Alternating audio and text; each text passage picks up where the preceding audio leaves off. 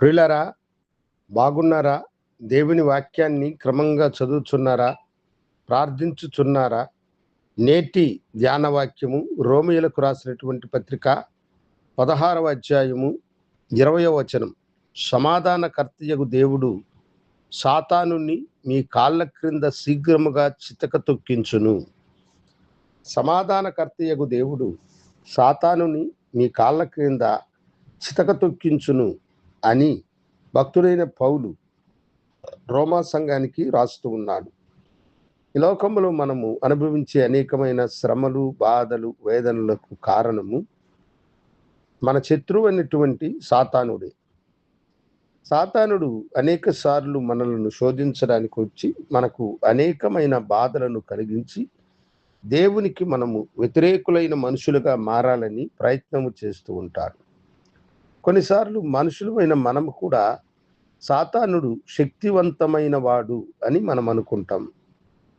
ఇటీవలే ఇద్దరు మాట్లాడుకుంటుంటే ఒక ఆమె, అమ్మో సాతానుడు సామాన్యుడు కాదు, అబ్బా మహాభక్తుడైన యోబునే శోధించాడమ్మా అని అంటున్నది.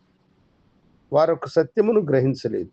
యోబుని సాతానుడు శోధించాడు, కానీ యోబు మీద సాతానుడు ఎప్పుడు విజయమును సాధించలేదు. యోబు జీవితములో యోబు విజయవంతుడైన మనుషుడిగా మారినాడు. సాతానునికి అపజయము కలిగినదన్న సత్యాన్ని మనం గుర్తెరగాలి. ప్రభు మనకు ఎలా తోడుగా ఉంటాడంటే, సమాధానకర్త అయిన దేవుడు సాతానుని మీ కాళ్ళ కింద శీఘ్రముగా చితక దొక్కించుతాడు. ఆయన మీ కాళ్ళ క్రింద వేసి వాణ్ణి చితక నలిపేసేస్తాడు. కల్వరి శిలువలో సాతానుని యొక్క తలను చితగొట్టినటువంటి ప్రభు ఆయన.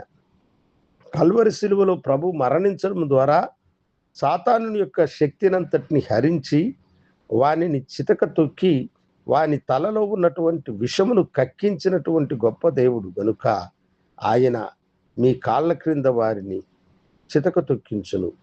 91వ కీర్తన చివరి వచనంలో కూడా మీరు గమనించినప్పుడు, నీవు నాగుబాములను భుజంగములను అణగదొక్కుదు అన్నది వాగ్దానం.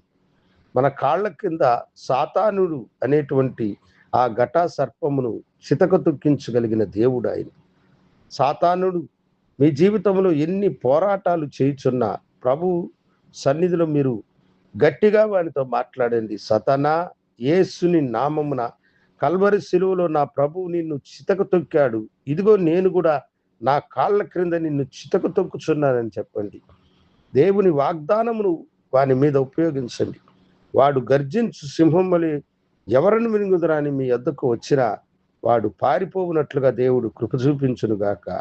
ఆయన సన్నిధి మీకు ఎప్పుడు తోడుగా ఉండి సాతాను యొక్క క్రియలలో నుండి మీరు విమోచింపబడిన వారై ఆశీర్వాదంగా జీవించే కృపను, భాగ్యమును ఆయన అనుగ్రహించును. ప్రార్థించుకుందాం. కనుడా, మా పక్షమున సాతానుని ప్రభా నీవు చితక తొక్కిన దేవుడవు, ఇదిగో మాకు అధికారం ఇచ్చిన ప్రేమకై వందనాలు చెల్లిస్తూ కల్వరినాథుడైన యేసు నామమున అడిగి వేడుకొంచున్నాము తండ్రి. ఆమేన్. శుభోదయం. ప్రభు మిమ్మలను దీవించును గాక. ఆమేన్.